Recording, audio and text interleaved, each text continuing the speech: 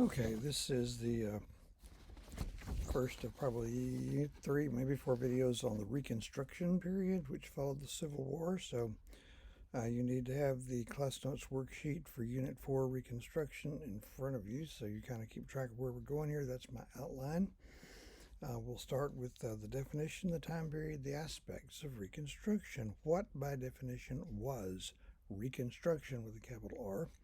The period immediately following the Civil War is known as Reconstruction for perhaps some obvious reasons and some not so obvious reasons. But the next question, how long did political Reconstruction last? I single out that aspect of Reconstruction because when historians mention Reconstruction, that's the one they're talking about. I may be the only one that points out these other aspects we'll deal with first, but political Reconstruction lasted until early 1877. That's about 12 years after the Civil War, 3 times as long as the war itself. What marked the end of it was the withdrawal, or at least standing down, of federal troops stationed in the 3 remaining former Confederate states that remained under supervision until then. After that, the southern states, had been restored to full participation and functionality as states in the Union. It's tempting to say they were readmitted, but to say they were readmitted would be to agree that they had left the Union and the whole war had been fought to prove that you cannot leave the Union. So you don't concede through a slip of the lip once you fought a bloody war to deny. Okay. Now, what were some of the various kinds or aspects of Reconstruction? We'll take it from the simple to the more difficult.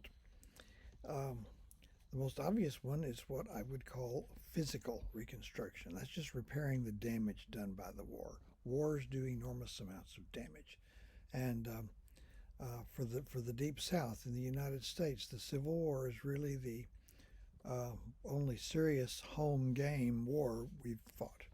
Okay, the aspects of the Revolutionary War and the War of 1812 were like that. None have been since. So the South took a heavy hit. Southern cities were targets. Some of them were like Vicksburg and Atlanta, I think, were object of lengthy sieges. You have some that were systematically damaged by Union troops when they came through late in the war. And Richmond, Virginia, the southern capital, was largely destroyed by the retreating Confederates themselves at the very end of the war. Even if you lived in the country, it could hurt. If a battle is fought on your land, you got a lot of mess to clean up. If just an army passed by, they could rob you blind. But neither side, neither government, worked very hard trying to provide its troops with 3 square meals a day, so they lived off the land. Foraging parties might visit you. You hope they're Union foraging parties because at least then the money will be good. They were irregulars. These are just basically deserters roaming around doing mischief. That could be a problem. Even if no soldiers ever come near at all, the men who usually do the work or supervise the work, they're largely gone, leaving a lot of maintenance work and farm work to be done by the too old, the too young, or the poorly supervised. You get the idea. Physical Reconstruction is closely related to economic Reconstruction. Economic Reconstruction is the restoration of the normal production of goods and services in the South. Okay? We got a big hole to climb out of because as of the end of the war in the spring of 1865, the Southern economy was literally at a standstill. All right? The people, both black and white, who lived through that time in the South reported that the hardest time when starvation seemed a realistic prospect was not during the war. It was the winter after the war because the soldiers got home too late to get the crops in the ground and the rest follows. But picture the economic hit. The manpower drain is ferocious. Something like 1 out of every 3 Confederate soldiers died in the war for one reason or another. Many of those who survived wounds were maimed and could never really work again. So you have that. You have the fact that land values dropped by 50% in 4 years. You have the fact that the transportation infrastructure it lies in ruins. You have the fact that the money's no good. Confederate money, Confederate bonds were officially valueless. So, and your system of labor is gone without anything functional being put in its place. So this is a terrible time. Before the war, Northerners had resented the South for having a disproportionate share of the nation's wealth. After the war, and ever since to some extent, some of the Deep South states still rank near the bottom in, say, average annual income. I think Mississippi has a lock on that. Of course, prices are lower, and they've been doing much better lately.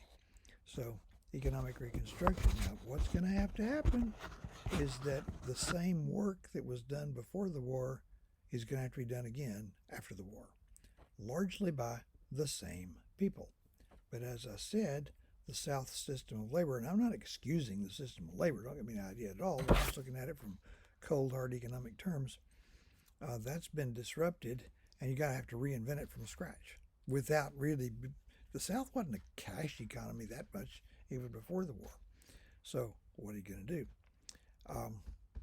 So the South's economy had been largely agricultural before the war. It's going to be almost exclusively agricultural after the war, raising cotton and various assorted food crops, some tobacco still, and all of that. Okay. Now, at the very end of the war, a lot of the plantation owners are hiding out because they're afraid that they're going to be prosecuted for treason for what they did during the war. Once that blows over, they tend to go back and reoccupy their plantations, and they attempt to run them the way they had before the war, as big commercial farms with big fields worked by gang labor. But slavery's gone. Now you have to pay the labor wages. So you can't do that because you don't have any money. You won't have any money until you've sold the crop, which you can't raise without laborers whom you can't hire because you don't have the money to pay them wages. You see a vicious cycle here. So there are two expedients here, one short-lived and the other very long-lived. First of all, labor contracts. It's a war-ravaged economy. So Southern plantation owners would sign workers, both black and white, to labor contracts because everybody knows what the deal is. They're agreeing, they're contracting to work through the entire growing season, knowing that payday doesn't come till the crop has been harvested and sold. Because until then, there literally won't be any money to pay them with. So that only lasted a short number of years. I expect it's gone for good, 5 years, maybe less, because the landowners were under almost irresistible temptation to cheat the workers, most of whom are illiterate. You put some catch clauses into the fine print, and they work the whole year, and then they find out on payday there's no payday because they broke some rule back 3 months earlier. It's going to go away. So what the farmers did long term was practice something called sharecropping. They gave up on the big commercial farm idea, divided their land holdings into smaller plots, which they rented out on shares to poor white and black farmers, who entered into it eagerly, mistaking it for a pathway to land ownership. So you get to farm this plot of land, and you pay your annual rent as a share of the crop, like 50%. Okay. Now, the landowner is also trapped. It's called the crop lien system because he's got to borrow money from the bank to get the tools and the seed to provide for the workers. And the bankers are very, they're not open to any kind of experimenting with new crops or anything like that. But anyway, the point here is the crop itself is the lien, the collateral on that loan. So the sharecroppers are in debt to the landowner, and the landowner is in debt to the banker, and everybody is trapped. The problem is for the sharecroppers themselves is that what they make selling the other 50% of their crop at the end of the season is never going to be quite enough to both meet their obligations and support their family. So what they're going to do is at the end of the first year, they're going to have to borrow against next year's anticipated crop to meet this year's obligation. So they start the next year in debt.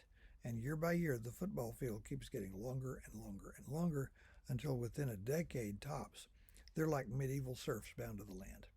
They're deeply in debt that there's no realistic hope of getting out of it. So now this delayed the mechanization of agriculture in the South. Agriculture was mechanized in other parts of the country, by late in the 19th century. Southern farmers, for one thing, they've got it broken up into small plots. That makes mechanization not financially feasible. And they've got humans out there bending their backs in the hot sun. So this didn't work well. So the South is poor after the war and remains, along with the West, almost like, in economic terms, colonial possessions of the Northeast. Now, by 1890 or so, things are looking good. The railroads have been built back better than before. Output is exceeding pre-Civil War levels. You've even got some manufacturing going on. You look a little closer, and you find that really a lot of the land has changed hands. Northerners have come south and bought up the land because it's cheap.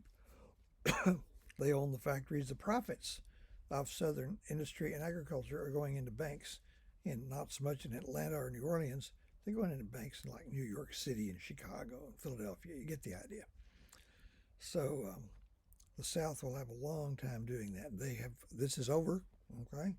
The states that once comprised the Confederacy now have a larger collective population than the states that comprised the Union, I think, excepting Colorado.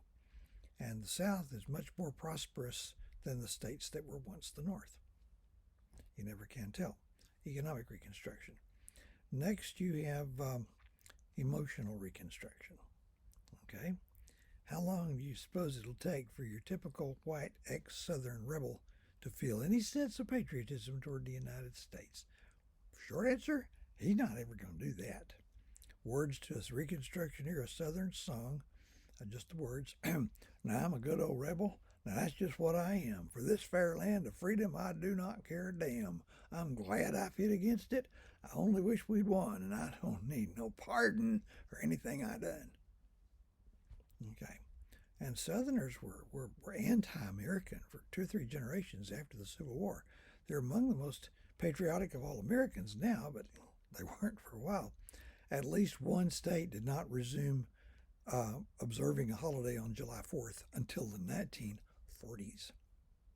President Woodrow Wilson, who was president during World War I, grew up in the Atlanta, Georgia area, very deep south, went off to college in Princeton in New Jersey, and later said that the first time he ever heard the song The Star-Spangled Banner was after he got to Princeton. They weren't singing that song in the Deep South.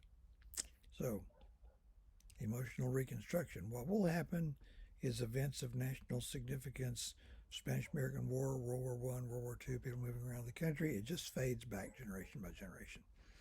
Finally, we come to social Reconstruction. The result of the Civil War has destroyed the recognized rules of social interaction between white and black people without putting anything functional in its place. We are still dealing with the consequences of that. And once again, I emphasize, I'd be the last one to excuse slavery, but it did provide, in just sociological terms, it did provide a clear, universally understood set of rules under which white and black people could interact. Consequently, there wasn't anything like segregation or anything like that, because basically everybody knew the rules, even if we would find them, of course, completely unacceptable. I'll come back to that in the next video.